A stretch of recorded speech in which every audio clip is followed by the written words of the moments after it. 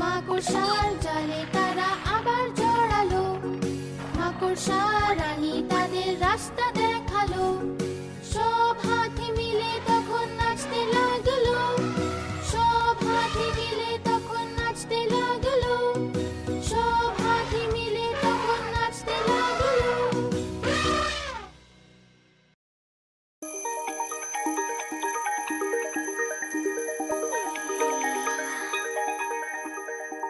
রোজ সকালে ওঠা ভালো, নিত্য কর্ম করা ভালো। সকালে উঠে স্নান করা ভালো, স্নান করে স্কুল যাওয়া ভালো। সকালে উঠে স্নান করা ভালো, স্নান করে স্কুল যাওয়া ভালো। রোজ সকালে ওঠা ভালো।